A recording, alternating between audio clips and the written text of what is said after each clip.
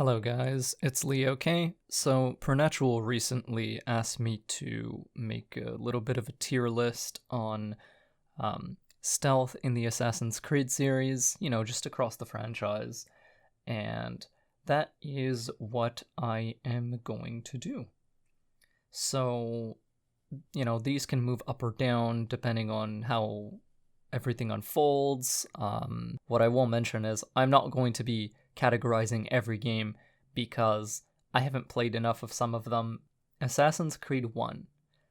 Stealth in this game is serviceable. It kind of started everything, and it really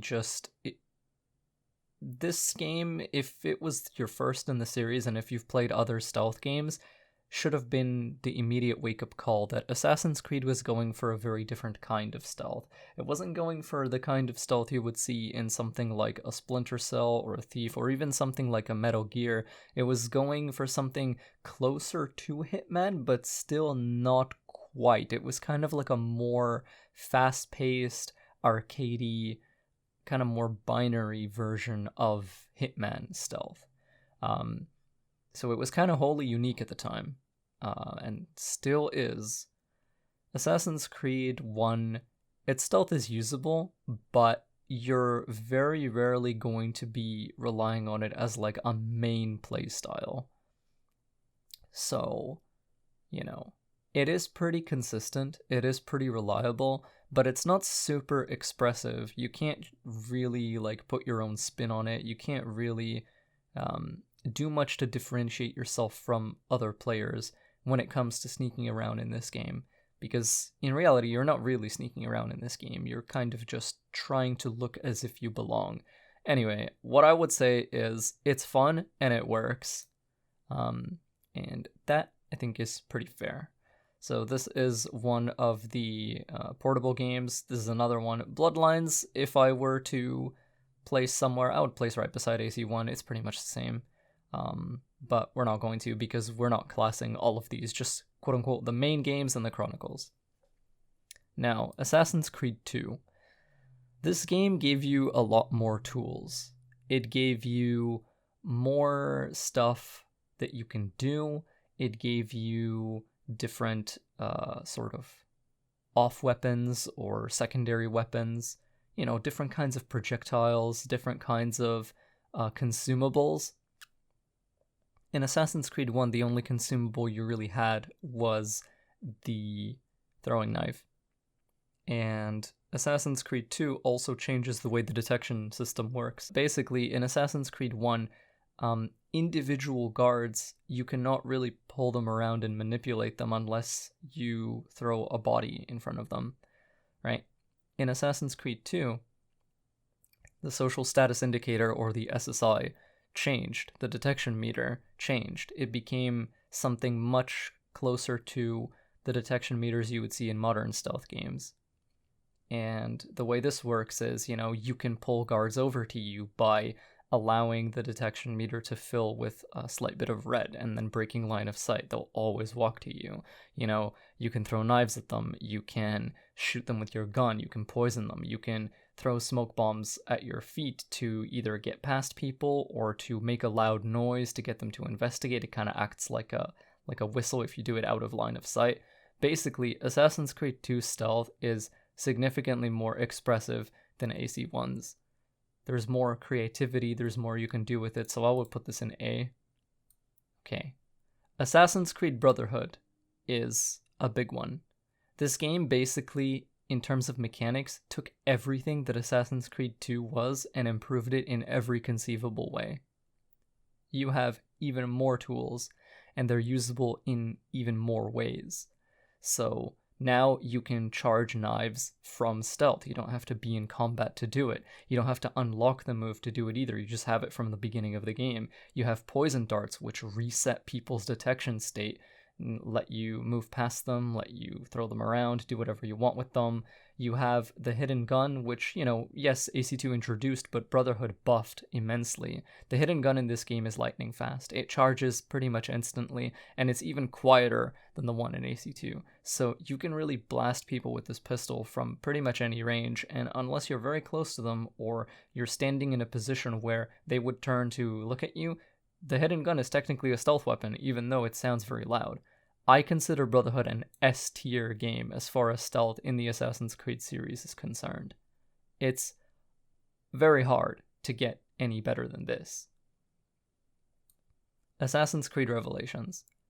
I would put this in A. And the reason why is because although it gives you some additional tools that, Brotherhood doesn't have, like for example, lure bombs, and that's really the main one, and the hook blade for moving around quicker. It also does some controversial stuff, like charged knives will not auto-kill everything in the game anymore. The way they fly at enemies is a little bit different. Level designs and the guard placements in Revelations I personally don't like as much as the ones in Brotherhood. I think that it's pretty expressive.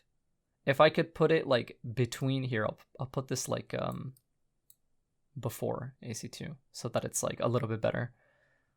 Yeah, if there was a tier between these two, I would probably put Revelations there, but A seems pretty fair to me. Assassin's Creed 3. Okay.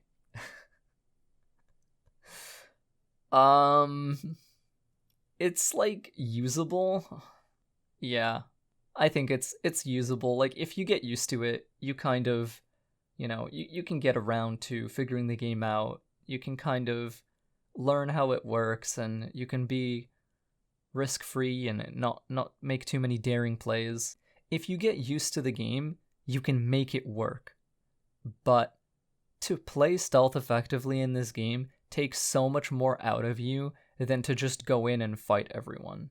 It was very apparent that they put less stock in making stealth fun and enjoyable and smooth in this game than they did into making combat fun and enjoyable and smooth.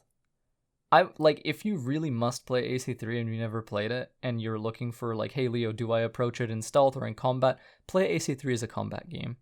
Just play AC3 as a combat game.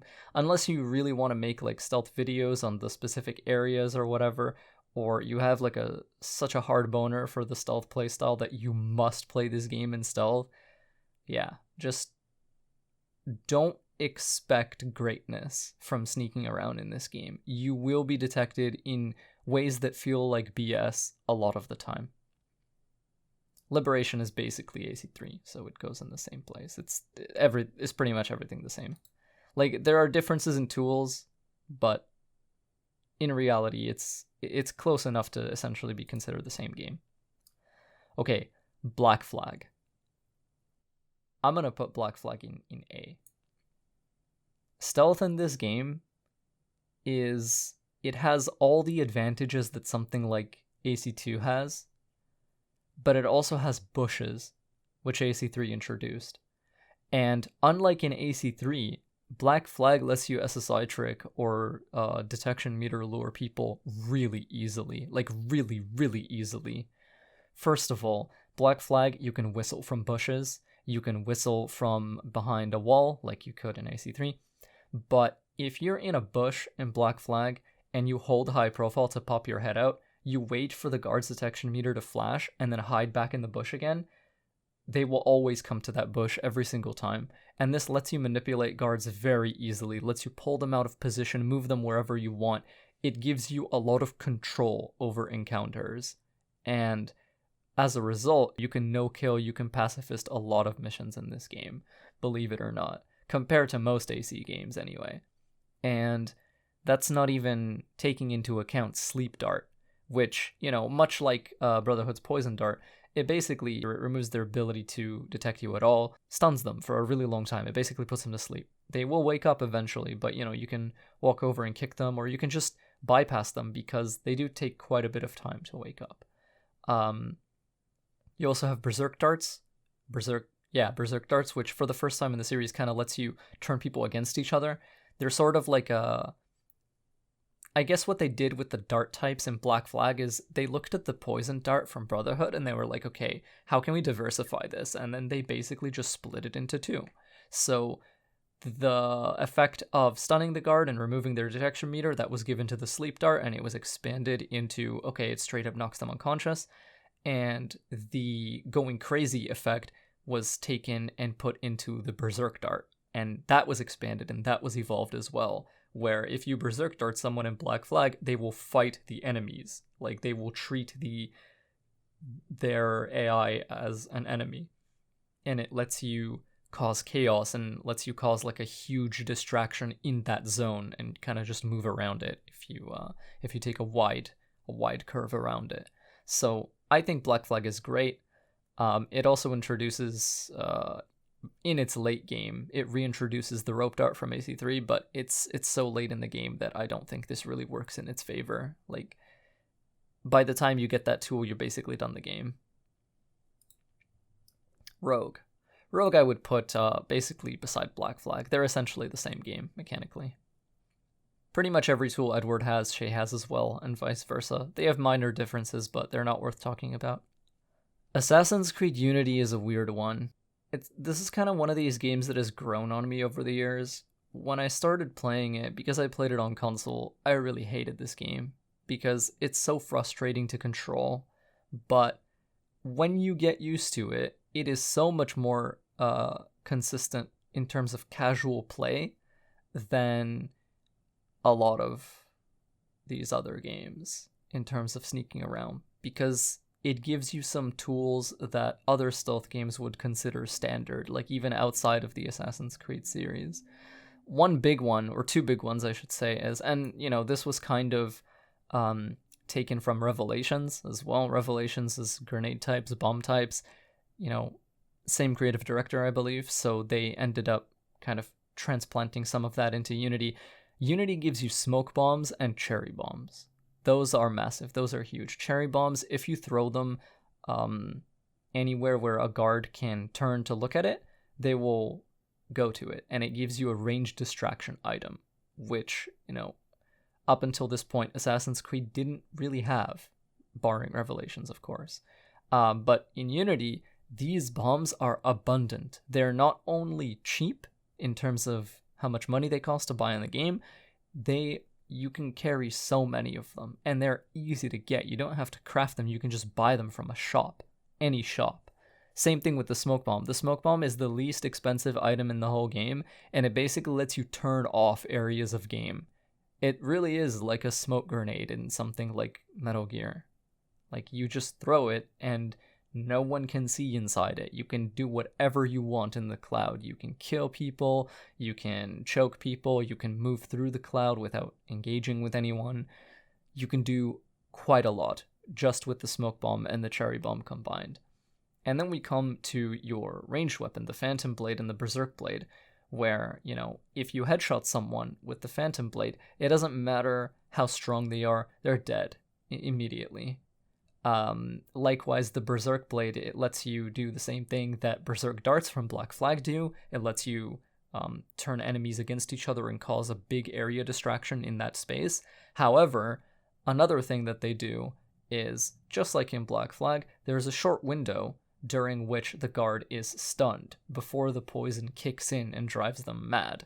So this little, area of time, this little window of time, it is actually so much longer than you may at first believe. And what this lets you do is, if someone is in the process of detecting you, like if their meter is filling up and they're already looking at you, you can quickly shoot them with a Berserk Blade, like quick shot them with a Berserk Blade, and while they're stunned and while the poison is kicking in, you can run up to them and stab them. So the Smoke Bomb and the Berserk Blade, as such, and the Cherry Bomb, of course, give you a lot of control over encounters, just like Brotherhood's tools. Like, it really lets you play encounters the way that you want. It lets you play areas the way that you want. It lets you move guards wherever you want them. It lets you manipulate them however you want them. It lets you basically turn enemies or areas off temporarily while you capitalize on that and take advantage of it. The only misgiving I have with putting Unity in Legendary tier is that stealth is associated with movement, and movement in this game has a problem. And that problem is it looks gorgeous when you're watching someone play it on a YouTube video, but when you play it yourself, it is very clunky. And it doesn't matter how much you get used to the game, it doesn't matter how much you master it, it doesn't matter how good you get at it, Unity will always be clunky because of the input delay, because of the way it processes movement inputs, because of how complex the architecture and the world geometry is, because of so many reasons. Unity is just one of those games where you kind of have to accept and come to terms with the fact that you will never ever have perfect control of it. But if you can get over that, and if you sort of play movement in a risk-free manner, like you avoid problematic types of geometry, you avoid problematic types of architecture, right? Or you let go of high profile in order to curve around corners, and you should do the normal compensations, right? If you can play that way, Unity stealth is, in my eyes, like it has the potential to basically be the best in the series, along with Brotherhood, I think. Syndicate. I would put Syndicate in A tier. And the reason why, some of you may be wondering, like, oh, isn't Syndicate just Unity 2, right? And yeah, kind of. You're mostly right. But the problem is, Syndicate really begins Ubisoft's flirtation with the RPG elements in Assassin's Creed. Unity had flavorings and, like, the trimmings of RPG elements. It had armor with stats, and it had skills that you could unlock and things like that. But the thing is, in Unity, in reality, none of those things kind of matter. If you look at my Unity no upgrades run, you can easily beat the game without getting any new weapon, without getting any kind of armor, any kind of clothing, without buying any skills whatsoever. You can easily beat the game that way. Maybe easily is the wrong word, because, it is challenging, but it is very possible. Like, Unity no upgrades, in terms of difficulty, if you understand the game, is kind of on the level of just any other hard mode from any other game. It's really not as hard as it looks, I promise. Syndicate is another story. Syndicate begins to stat check the player very harshly.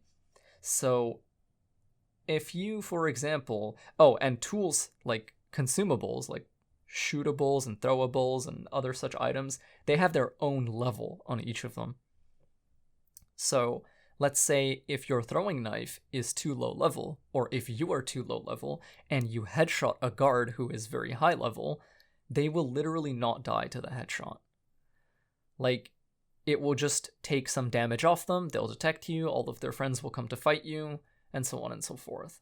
Likewise, the hallucinogenic dart, which is basically the Berserk Blade from Unity, if that is too low level and you shoot it at a guard, not only does it not, give them the stun, it doesn't affect them whatsoever, like, not even a little. It will just say your item is too low level to be used on this guard, like level up your item, right? The other reason why Syndicate is a little bit lower on the stealth rating for me than Unity is because Unity does this really special thing, which was never seen again in the rest of the series, where you can hold 2 items at the same time in both hands. And what I mean by that is Arno can always have 1 ranged weapon equipped and 1 bomb type equipped. So what this means is you can have your Berserk Blade and your Smoke Bomb equipped at the exact same time. And what that means is you don't have to fumble with menus. You don't have to go in your tool select, your weapon select. You don't have to do any of that because they're just there. They're on separate buttons. You can press them. You can use them anytime you want. Syndicate doesn't do this. Syndicate, whenever you want to use either a projectile or a bomb, you have to select it manually every single time. And, that's just a little bit more cumbersome. And in some moments, it definitely affects game flow. Of course, for everything that Syndicate takes away, it does give a little bit back. Like, it lets you whistle from anywhere to attract guards, and it lets you carry bodies, which Unity didn't do for whatever reason. But yeah. Oh, both of these games also introduce crouching, which is largely irrelevant. Like, while the internet went crazy and they were like, oh my god, you can crouch in Assassin's Creed, honestly, AC never really needed that. And just the kind of game that it was. And even still, like, when you watch like really high level Unity and Syndicate gameplay, really like skillful Unity and Syndicate gameplay, people who play the game fast, they don't crouch. They just use items. Like, they just run through, they manipulate guards, they juggle items, and they just go through the area. Like, you don't need to crouch. It's very rare that you need to crouch. The exceptions to this are, of course, like, you know, challenge runs like the no upgrades runs, because you simply have fewer items to work with. All right, Assassin's Creed Chronicles China. This is going to be controversial, but this is legendary, straight up. This game, dude, this game has better stealth than like 99% of the Assassin's Creed franchise. In fact, at times, this game's stealth borders on being like Mark of the Ninja good. Not all the time, don't get me wrong, Mark of the Ninja still blows this game out of the water, but sometimes, when everything aligns and everything clicks together, AC Chronicles China is godlike. You can perfect ghost basically every mission in this game, and not only can you do so, you are encouraged to do so. The game scores you based on it. The highest score you can get in Chronicles is Shadow Gold, which is you were never detected, you didn't kill anyone. That's huge. That's like, I think, the first time in the series where Assassin's Creed officially and directly validated that kind of playstyle, and, you know, that means quite a lot to me. That aside, the tools that you have, despite being simple, they are effective. You know, you can manipulate guards, you can move them around kind of how you want. Your movement, again, despite being simple, you can kind of move in the ways that you need to. The game isn't super complex, but it is a good stealth game, mainly because of level design, item design, and guard positions. Also, it lets you do cheeky things like crouching under a guard's vision cone if you're standing right in front of him, which is just insane, and I love it. Unfortunately, the Chronicles series would never be this good again in terms of stealth. Chronicles India, I would put this in usable. Like, stealth in this game, man, it's mostly just a fault of the level design and the guard placements, as well as how many scripted moments there are in this game. This game, after I played Chronicles China, which I consider to be almost like a perfect video game, I played India because I was like, okay, cool, let's go to the next one. My god, the difference in quality between these two games is just massive. I don't know what happened, I don't know what they did, but the levels in this game, the level design, the chase sequences where you can instantly die even though you didn't do anything wrong, I don't know, it just bothers me. Russia, okay, I'm gonna be very mean to Russia. This was the one that I was most excited for. As you guys know, I'm Eastern European, so I go apeshit for any settings that are set, any games that are set, you know, in those kind of eras or those kind of locations. So like, you know, Russia, Bulgaria, Romania, whatever, right? I go apeshit for games like that. I love games set in those settings. I always want to play them. I want to see how developers, you know, make those settings come to life. So, you know, games like Metro, Stalker, whatever, right? You get the idea. I was really hype for AC Chronicles Russia. Really, really, really hype. Dude, this game sucks. Like, I'm sorry, but it does. Atmospherically, it's incredible. When you play the first few missions, like the white and the red and the gloomy atmosphere and the snow, oh, it's godlike. It's amazing. But then, again, the level design. It's like, it feels like they took all the worst parts of AC Chronicles India and they just made them even less pleasant and made them even more frustrating. I don't know why. the annoying chase scenes, they're even more annoying. There's fewer of them, but they're pretty annoying. The weird guard placements where, it makes you question, how the hell am I supposed to get past this without killing people, right? They're just infuriating. And where AC Chronicles China makes you feel like a genius, India and Russia just kind of make you question, like, how did this game get released like this? Did someone not look over these levels? Which, obviously they did, and QA work very hard in this industry. Let no one tell you otherwise. But, yeah, I would not recommend it. Origins. I really like Origins. I think that it's a little bit less expressive than something like a lot of these, but it still kind of deserves to be here.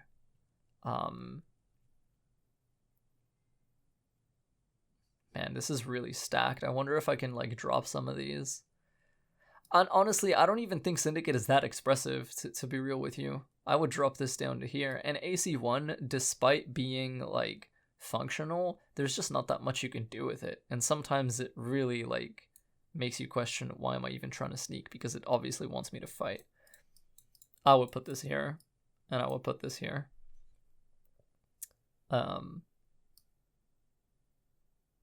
Yeah, I think the rest of these are fine. Origins is pretty good. Now, the problem with Origins is it became the first proper RPG, which in the eyes of Ubisoft means stats everywhere, on everything. Your level determines your entire existence. If you're too low level, fuck you, right? If your stealth damage isn't high enough, you will just not stealth kill the guard. You'll attempt it and they'll detect you and they'll fight you. So that's a problem. But it was made by a lot of the same people that made Black Flag. And so you have sleep darts. And you have a smoke bomb that functions the way it did in AC2, right? Oh, by the way, if you guys didn't know, in Brotherhood, you can lock onto a guy with smoke bomb equipped, and you can tap your smoke bomb button, and Ezio will not drop it at his feet, he'll throw it at the guy. So you can basically play Brotherhood like Unity.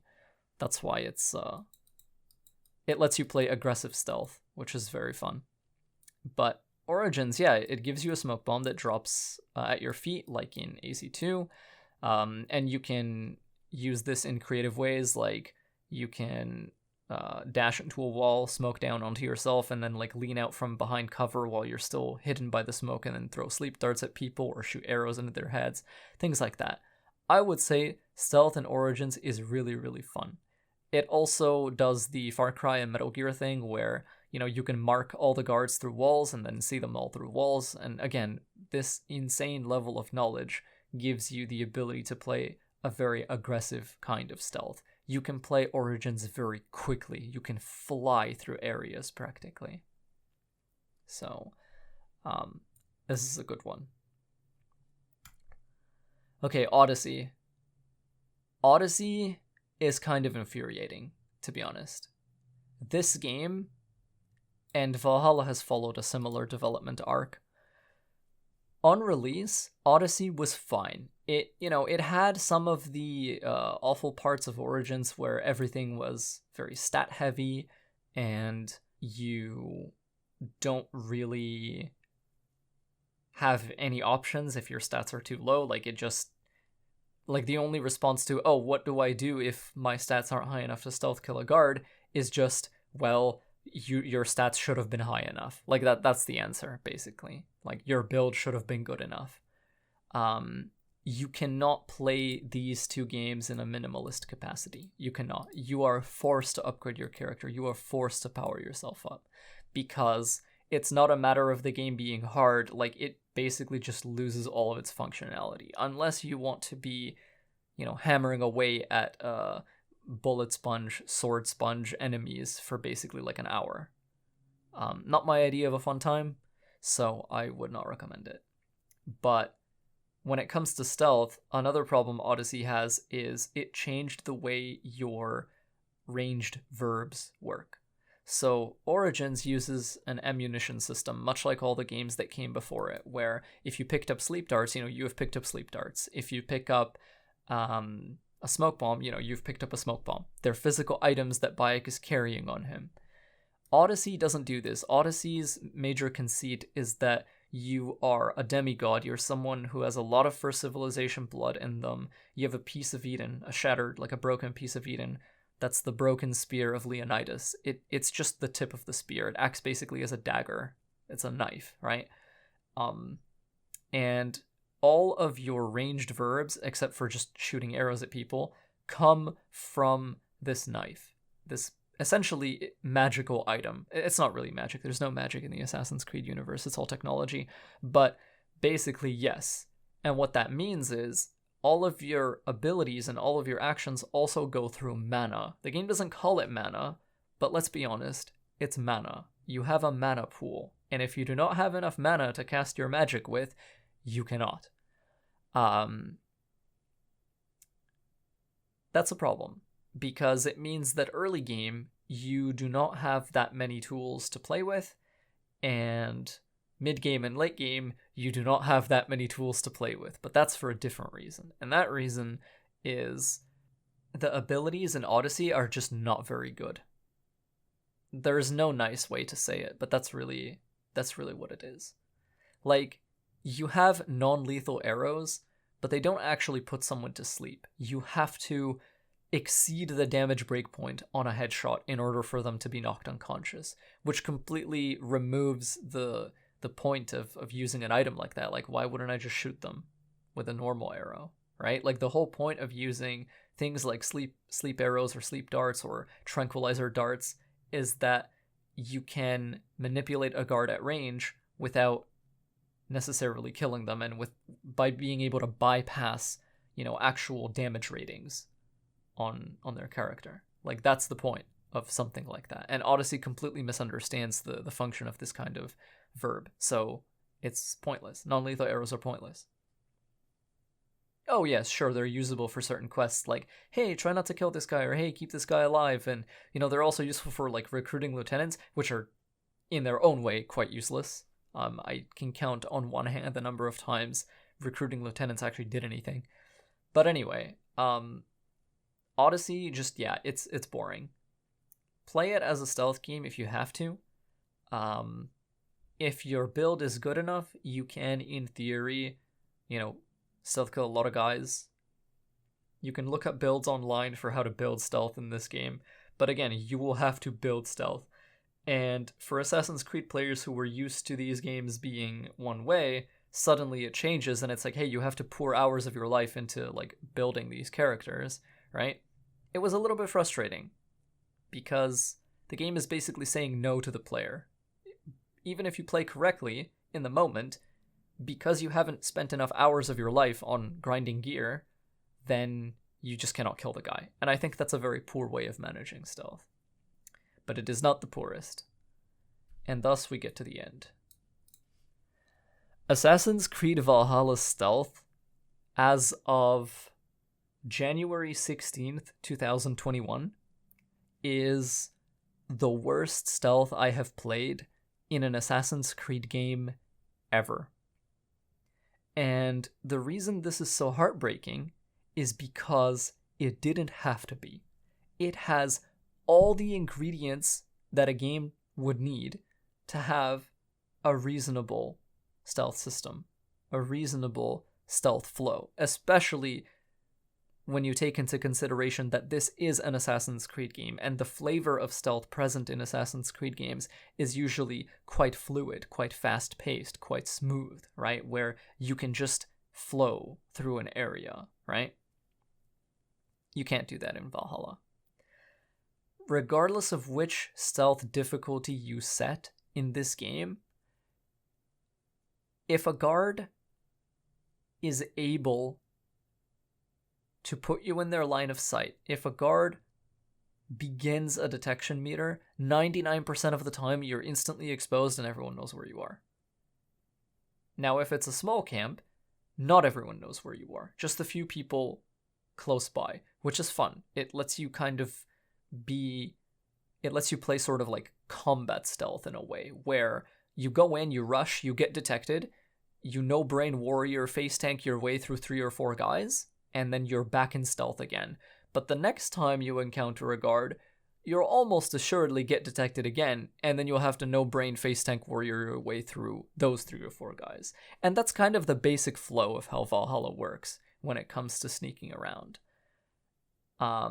The challenge count and achievement count and trophy count for players who have, done the whole stealth assassinate 10 guards without being detected or whatever is astoundingly low in this game. And that's not because players are bad. That's because stealth in this game is broken. Guards will sometimes be looking at you and it's totally fine, right? And then sometimes they can be looking at you from the same distance, from the same range, and you'll instantly be exposed. Sometimes you can hide behind a wall and you're fine. Sometimes you can stab a guy pretty close to another guy and you're fine. But sometimes you do and you're not fine. And there's really no rhyme or reason behind it, and there's no way to really, tell what causes it, what doesn't cause it, so on and so forth. Valhalla has a detection meter in the game, but it's almost kind of like an insult, because very, very rarely will you see this indicator and have enough time to get back out of sight. Basically, you have to play this game extremely flawlessly in a game with no minimap, nothing that really tells you guard facing, and this is another problem. You can Odin sight, which is this game's eagle vision. You can pulse through walls, you can see guards through walls, and they'll glow red. But the problem is, especially on special guards that are, not normal grunts, it is kind of hard sometimes to tell which location they're facing, which direction they're facing, whether their back is to you, whether their side is to you, because the way the glow works, it's not like the outline from previous games, and it's not like the glow from Unity and Syndicate. It's really tough to see which direction guards are facing in this game. And guess what? If you come out behind cover, and a guard is facing you, you don't get the Origins and Odyssey detection meter, where it's like, oh wait, he's looking at you, quickly get back out of sight, right? And even if you were soft punished for that by having them walk over to you and investigate you, that would still be better than what Valhalla does, which is, we know who you are, we know where you are, we're gonna come kill you. Next, this game, similar to Odyssey, continues to nerf stealth and stealth-related verbs over time. Now, I don't know if this is their intention, it probably isn't. No developer wants to make a bad game. No developer ever on the face of the earth wants to make decisions that will make their game less enjoyable for players. That's not what they want. They're not actively doing this. That's something I need you guys to understand. That said, that's still not an excuse, because that is what's happening. The end result is that this game is worse to play, is more frustrating to play. Let's take Thorn of Slumber, which is this game's sleep dart, right? This game has guard positions and guard density rivaling Unity sometimes. That might be a bit of a hyperbole, but only a bit. Seriously. The bigger locations in this game have guards clusters up in such a way and have sight ranges that see so far that the game is almost as if it's built with the anticipation that the player can throw smoke bombs at these guards to rush them down. That's how the guard positioning and the level design feel. Except you don't. You don't have smoke bombs. You don't have a ranged stealth tool that fulfills a similar function that shrouds you. What you do have is Sleep Dart level 1 and Sleep Dart level 2, which are called Thorn of Slumber. So here's how Thorn of Slumber works. With one mana segment, one adrenaline segment, which, at the beginning of the game, you only have one, and you need to level up a lot in order to get your second, third, and fourth adrenaline segments. You need to dump hours of progression into this game in order to get those segments, even if you're rushing them. So forget about having a high mana pool to play with. Forget about having a high resource count to play with and juggle. You're not going to. Not until you've dumped hours of your life into this game. Thorn of Slumber works by expending 1 adrenaline chip, and whatever arrow you're aiming currently becomes a sleep arrow. And fortunately, this seems to work regardless of level difference, so good on them for that. Now here is where we come to a huge issue that really just brutalizes early game players and doesn't really affect late game players that much. So it's kind of like a rich get richer deal with this game. Early game, you only have 1 adrenaline segment, and that adrenaline segment is precious because all of your special actions go through adrenaline in this game, right? Before the first patch, you could sleep arrow a guard, and then you could walk up to him and kill him with your hidden blade, and you would get back your adrenaline, all of it, that you spent on the sleep arrow. Which is fair, because yes, you've used a sleep arrow on a guard to lock his position down, but that doesn't change anything for any of the other guards in the area. Going in to take your adrenaline back is a commitment, is you saying, I'm going to take the risk to go in and harvest that guard and harvest my resource back, right?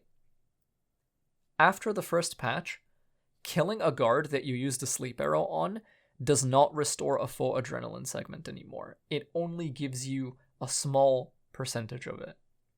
And now, you don't have sleep arrow, you don't have eagle harass, raven harass, Sunan is a raven. You don't have your raven harass, you don't have other special abilities to use, right? Until you do a normal stealth kill on a guard or you headshot enough people in sequence. This is a huge issue for early game and mid game players because, again, almost every special verb you have in this game goes through adrenaline.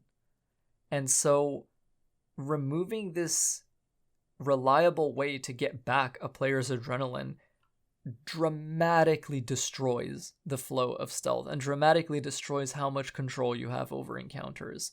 Now combine this with the ultra unforgiving detection rules, which are often unclear and often unfair, and you basically get a game that essentially hates you. Like, if you're a stealth player, Valhalla does not care about you. It wants you to die. It wants you to be detected. It wants you to fight. It wants you to be a Viking. Hashtag like a Viking, right? That's what the game is about. It doesn't want you to sneak around. It doesn't want you to be good at stealth. It doesn't want you to enjoy playing stealth. Now, I know that sounds very harsh.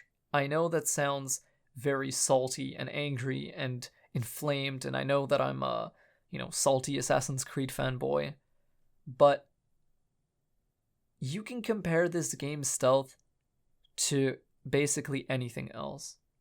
There is nothing that is more unfair than this. Even old school, more hardcore stealth games like Thief 1 and 2, Splinter Cell, Chaos Theory, right? Like, MGS 1, dude, this game, I swear to God, AC Valhalla stealth feels like MGS 1 stealth, where the moment a guard gets you in his vision cone, it's binary. A switch clicks from off to on, and you've been detected and you're in combat now. That's how Valhalla stealth feels. It's completely insane, and it's the case on all difficulties. Now, maybe at some point there was a state of the game where lowering stealth difficulty made a difference, but currently I have spoken to countless players, and I've asked them all, hey, does lowering stealth difficulty make it easier? Does lowering stealth difficulty allow you to be more aggressive, allow you to be more fluid, to move smoothly through areas, to, be a sneaky shadow? Does it let you do that, right? And they say no. No, it doesn't. Stealth difficulty doesn't seem to change anything. The only difference that we have found in our personal testing is that changing stealth difficulty changes the amount of reflex mode you get, basically. Like when a guard detects you and the game goes into slow motion and lets you shoot them, lower stealth difficulties give you more time. That's it. So yeah, I cannot say anything positive about Valhalla stealth. Like, before release, we were so excited because we saw that they added this thing called Guaranteed Assassinate, where what it does is it allows you to bypass stat checks on guards. Where, hey, you know, if you're skilled enough to get behind a guard or to get above a guard, you deserve the stealth kill, right? As it should be. Right? Stats should be a combat thing. Should be a ranged thing. Right? Except, good luck doing that. Good luck getting behind that guard. Good luck getting above that guard. And if you do, good luck killing him when someone else isn't looking. And if you want to lure him into a bush or behind a wall, good luck doing that, because maybe they won't respond to your whistle. Maybe you'll whistle a bunch of times and they'll turn, but they're scripted to not walk over. Maybe you whistle and they walk only for a little bit and then they come back. It's just a mess. I don't understand how this game is so frustrating to be sneaky in. And what I don't understand even more is it's been quite a while since release and there's nothing about this. They must know that this is upsetting to us. They must know that this is in need of patching and in need of addressing. Because they have telemetry. They have player stats. They have player data that they sift through and process in their servers. They can see how much people sneak. They can see how much people get detected and how much they fight. And they can read Reddit and they can read social media. If you go to the Assassin's Creed subreddit right now, do you know what some of the biggest posts with thousands of upvotes are? Stealth sucks in Valhalla. Stealth is broken. Detection is broken. Those are some of the top posts if you sort by, top votes. So yeah, that's my tier list for stealth in Assassin's Creed games. If you have not played the ones above, like in these two rows, I highly recommend you do so because they're very fun. If you're thinking of playing Valhalla as a stealth game, I would advise you to do something that will be healthier for your sanity. And yeah, I hope you guys enjoy Assassin's Creed, and I hope you enjoyed listening to me. I know that the final section of this video was longer than any other, and I know that it was kind of messy and sloppy, and I got super irritable and angry, but yeah, it all just kind of came out of me. I had to just say my piece on it. So thank you once again, Pernatural, for requesting this. I'm sorry if, again, it was messy and sloppy and not quite what you were looking for, but I hope that I was able to help. I hope that my reasons kind of make sense. And yeah, I will see everyone next time. Hope you all stay sneaky. Not in this game, though, because that is fucking impossible. Bye-bye.